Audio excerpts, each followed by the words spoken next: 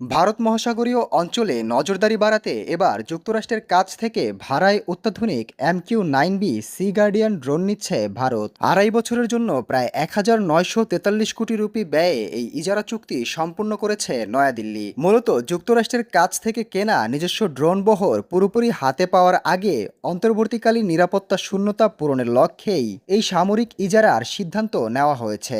ভারতের পররাষ্ট্র মন্ত্রণালয় জানিয়েছে, অত্যাধুনিক সেন্সরযুক্ত এই ড্রোনগুলো বিশাল সামুদ্রিক এলাকায় নিরবিচ্ছিন্নভাবে গোয়েন্দা তথ্য সংগ্রহ ও নজরদারি সক্ষমতা বহুগুণ বাড়িয়ে দেবে। উল্লেখ্য, 2024 সালে মার্কিন সরকারের সঙ্গে মোট 31টি ড্রোন কেনার চুক্তি করেছিল ভারত। $1 বিলিয়ন ওই চুক্তির আওতায় ভারতীয় নৌবাহিনী 15টি সি গার্ডিয়ান এবং সেনাবাহিনী ও বিমান বাহিনী 8টি করে স্কাই গার্ডিয়ান ড্রোন পাবে। মূল চুক্তিতে ড্রোনের পাশাপাশি উন্নত ক্ষেপণাস্ত্র, লেজার নির্দেশিত বোমা এবং ভারতেই এসব সমরাস্ত্রের রক্ষণাবেক্ষণ কেন্দ্র স্থাপনের সুবিধাও রয়েছে।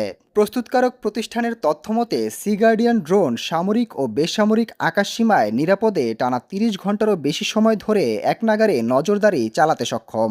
ভাড়ায় নেওয়া এই ড্রোনগুলোর সাহায্যে এখন থেকে ভারত মহাসাগরীয় অঞ্চলের যে কোনো পরিস্থিতিতে আরও দ্রুত সাড়া দিতে পারবে ভারতীয় নৌবাহিনী।